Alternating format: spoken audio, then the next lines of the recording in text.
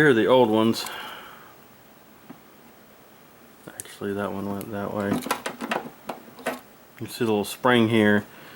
You push them backwards and then lift out, and then they'll pop out. Easy peasy. The bulbs are lost their color, and instead of polishing these and replacing the bulbs, I decided to change the style up a little bit.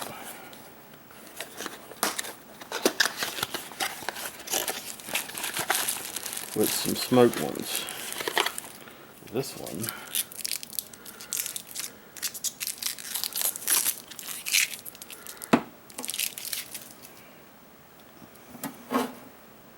should just plug right in. Let's go hit the switch and see what it does. Well, hyperflash is not good.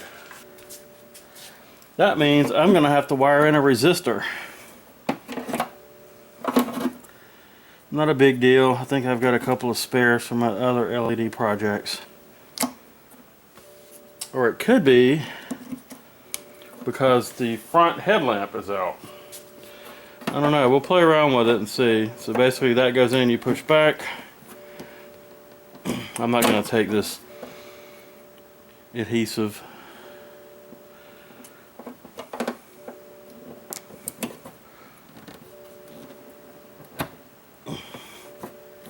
It pops forward and stays just like that. We'll figure out what to do with the hyperflash if I need to do a resistor. Hopefully we'll have the used replacement headlights in by the end of the week and see if it fixes the hyperflash. If not, I'll have to wire in a resistor here. Same thing on the other side. Here's the driver's side.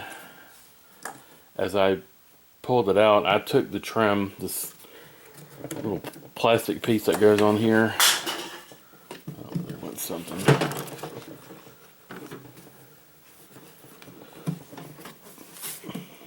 Lithium is all apart.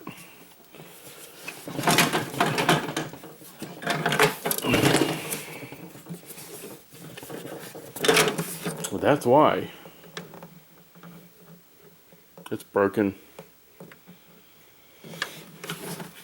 But the HID stuff is still in here, still good. So, I don't know if I want to do something with this.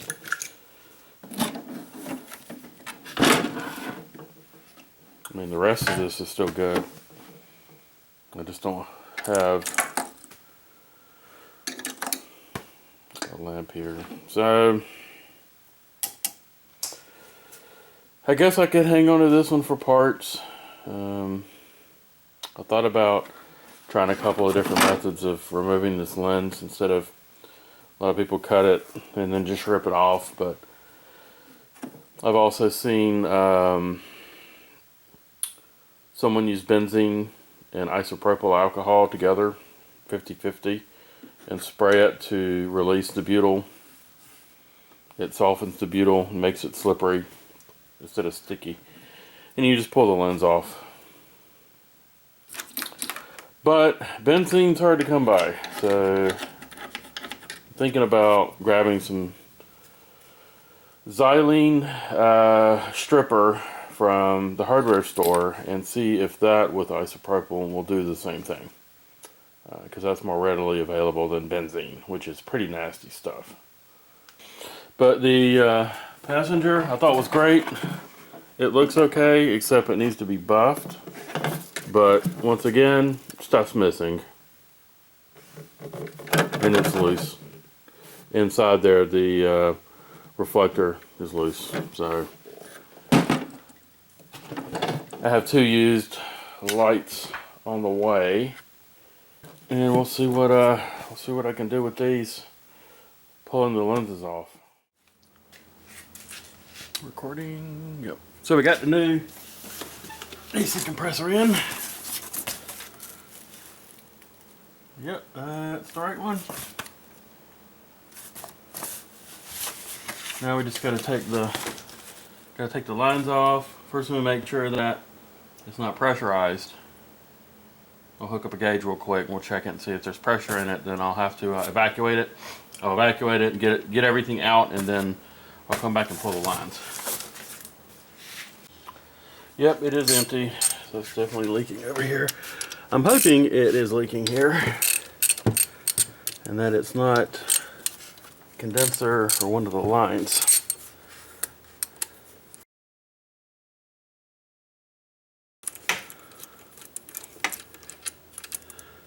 These are awfully loose.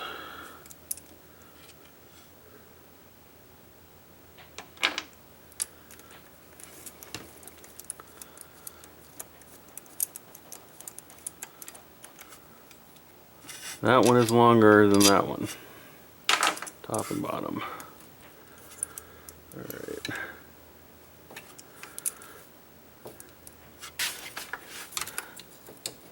There we go. Woo! That would be the alternator connected to the battery. Let me go disconnect the, well, you know what? That won't matter. I'm going to try and disconnect the battery. It's in the trunk. I don't know though that secondary feed up here, I don't know if you can disconnect that from the battery. You have to take the whole terminal off. Let me see what I can do. Alright, I'm just going to take it loose from up here. It's a 13 millimeter.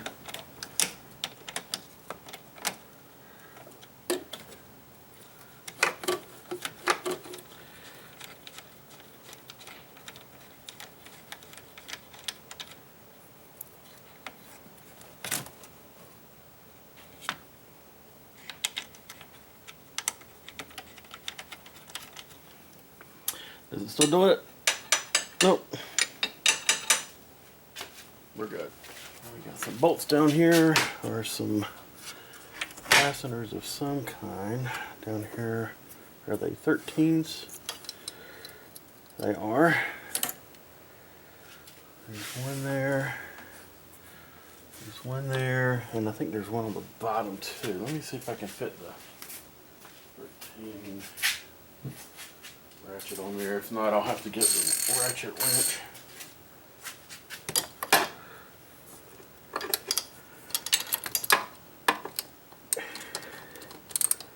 Yeah, it's gonna hit the frame rail right there. I should be able to get this one though.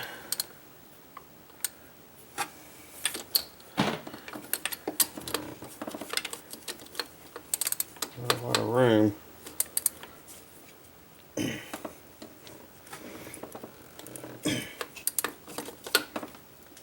Let me grab the wrench.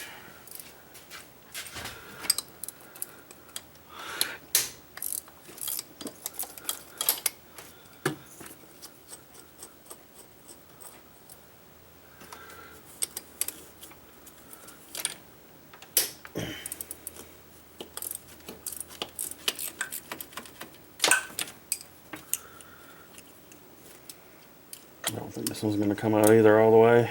It's going to hit the frame rail. That one's not going to come out all the way either.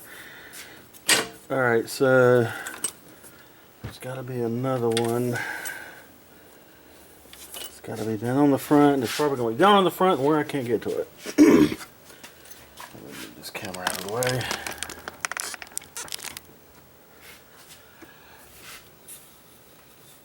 Yeah, it's right down there underneath. Let's see. Get this freaking line out of the way. The front of this engine is just covered in oil.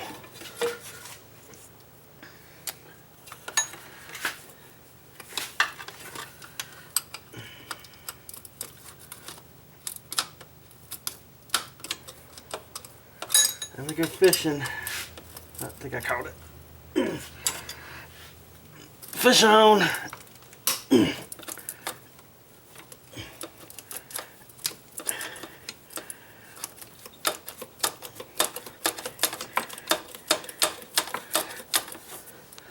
Oh, good grief.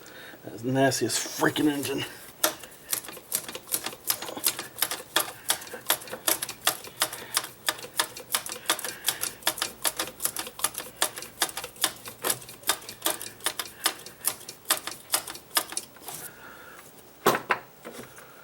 Okay, let's put the top one in just briefly to keep this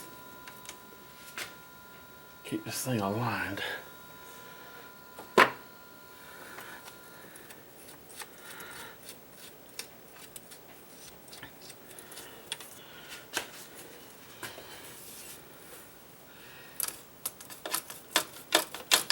That way the bottom bolt comes out easier.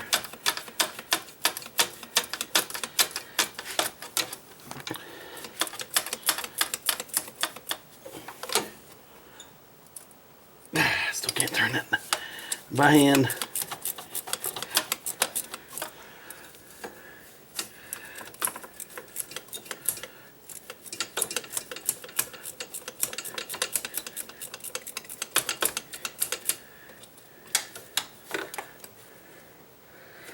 Not to mention it's covered in oil.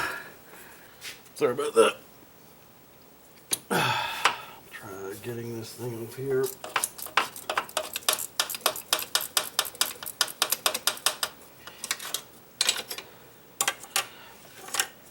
I think I can get it now. Yep, it's loose. Let's pop this one loose up top. This thing should come off.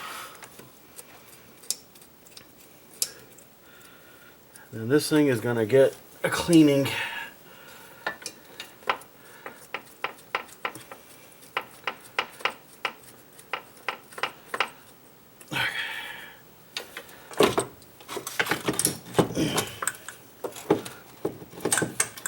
Definitely a good idea that it disconnected that alternator cable. If I can get this thing out of here.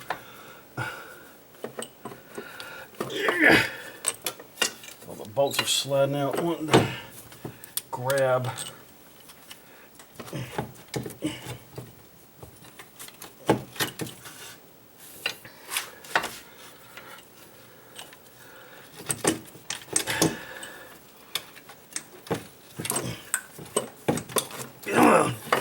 Here we go.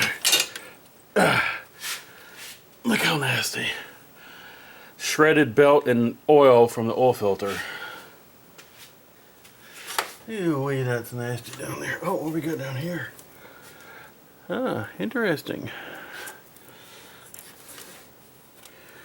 What other bits and pieces broke off or all down in there? Let me get set up and with the pan down there, and we will wash all that out because that is absolutely disgusting.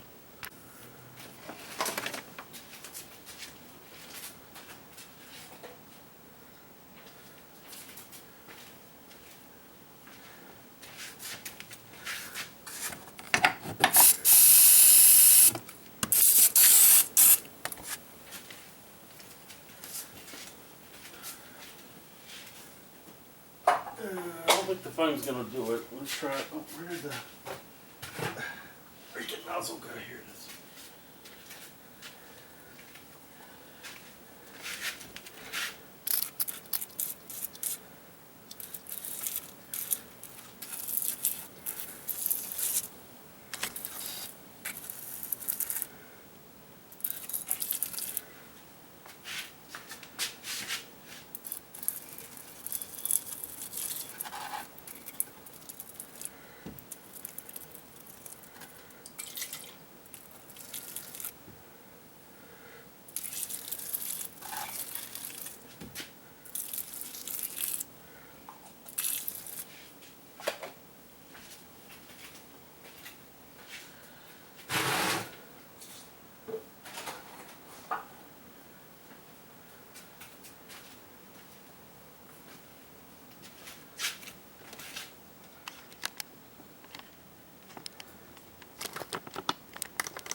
Let's let that soak and we'll do a time lapse.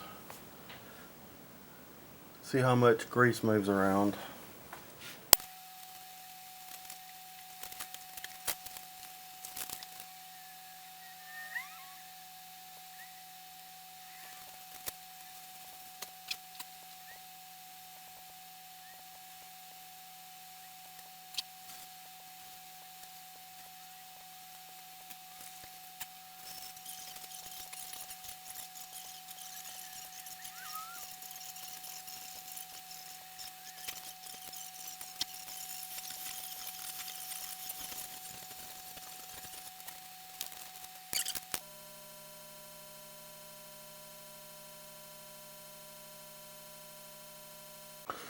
With a little brush, it'll break some of the stuff up.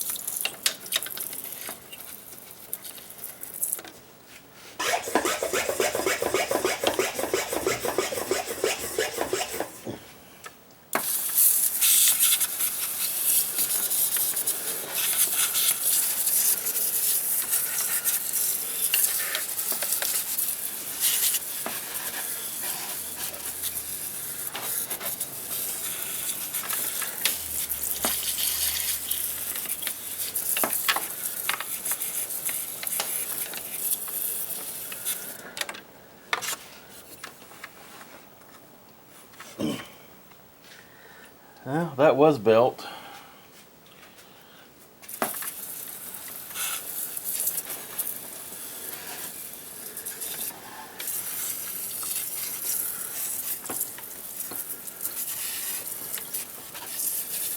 It's hard to tell if you have a power steering leak if you can't even see something leaking out. Much better.